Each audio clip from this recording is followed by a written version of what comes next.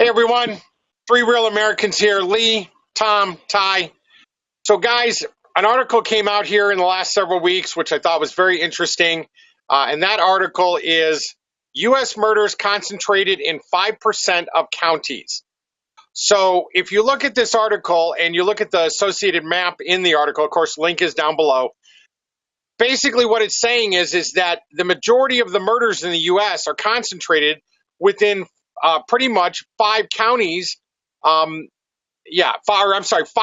of counties, not 5% of counties within the U.S. And of course, if you look at the map, are we shocked at all by the fact that New York, Chicago, which is Cook County, counties in Los Angeles, and looks like up in Seattle, down in Miami, any shock here that, guess what?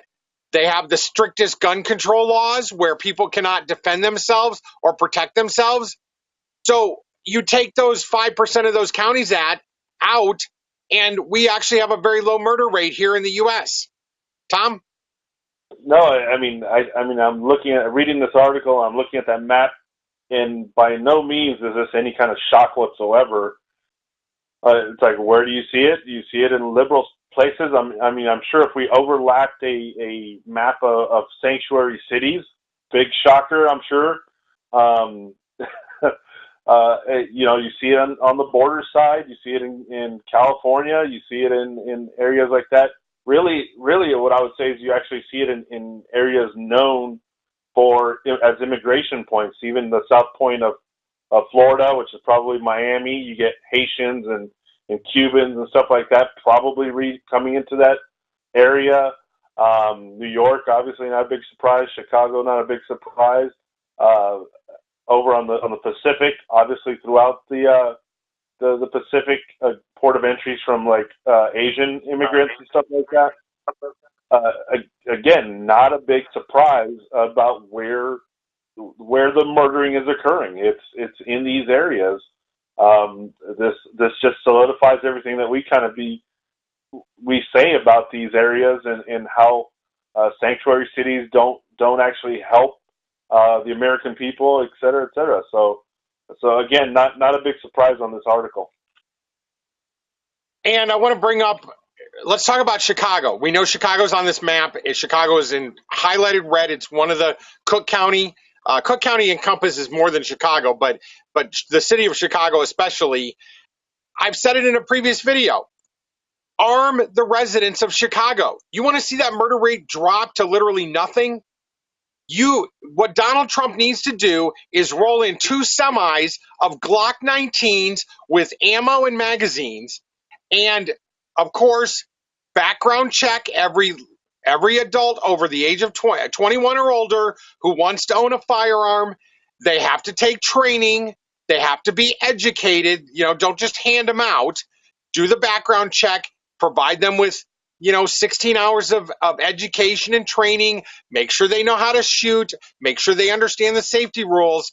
But I guarantee you arm every resident of the city of Chicago proper who wants to be armed, 21 or older, you will see that murder rate drop to nothing. Absolutely nothing. I guarantee it. Ty? Yeah, I completely agree with you. On the other side of some of this, another contributing factor is, if you have areas like this with a liberal mentality, they don't necessarily take the facts at hand. It's more feeling, it's more emotion based. There are no guns on the street because they're illegal. That naivety, and then you just let that go. Well, go figure. Your heads are up in the cloud. You don't actually see what's going on. And your policy is based on something that isn't really the reality of what's going on.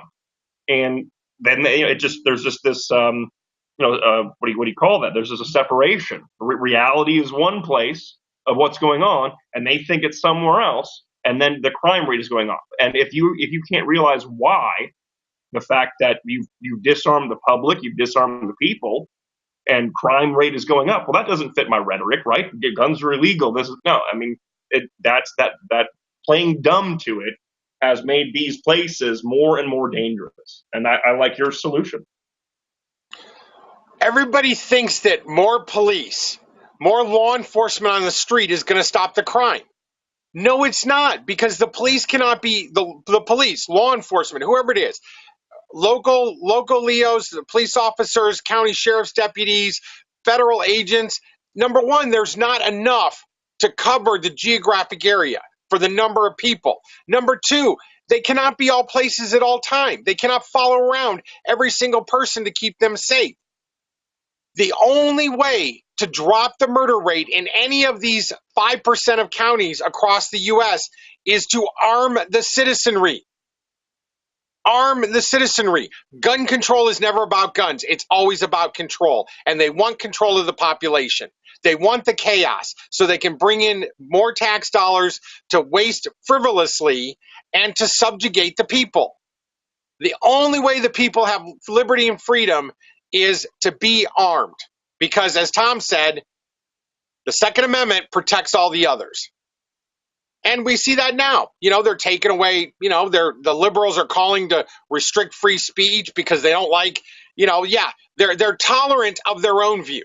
They're not tolerant of anybody else's. This whole, the being tolerant of everybody is a bunch of BS, right? No, they're not tolerant of everybody. Now, we did have some good news this week on this idea about, freedom and liberty and our Second Amendment rights. For the first time since Reagan, a president has addressed the NRA convention. Trump was at the NRA convention this week. The war on the Second Amendment is over. Well, we'll see. I mean, at least the White House isn't going to be pushing that BS agenda. There's still a bunch of politicians, local, state, federal, that want to push that. And of course, we got, people like, Bloomberg, the balloon idiot, right, who wants to push it. While he has armed bodyguards, by the way, so wealthy people with armed bodyguards need to shut up about taking away my gun rights. You disarm first, and then we'll talk. It's absolutely crazy what's going on. It continues to be, again, good news. Trump is pro Second Amendment, which is great. Hopefully over the next, 3.5+ years, we will see some good things happen to reverse this trend that Obozo put in.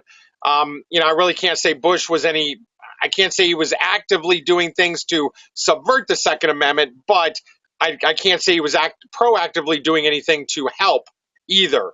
So at least now we have a president who is willing to proactively help and do things to further, help the citizens. Again, I would love to see Trump just roll in the feds with Glocks, arm the city, arm the people of Chicago, and tell the local council members and the mayor, take it where the sun don't shine, buddy.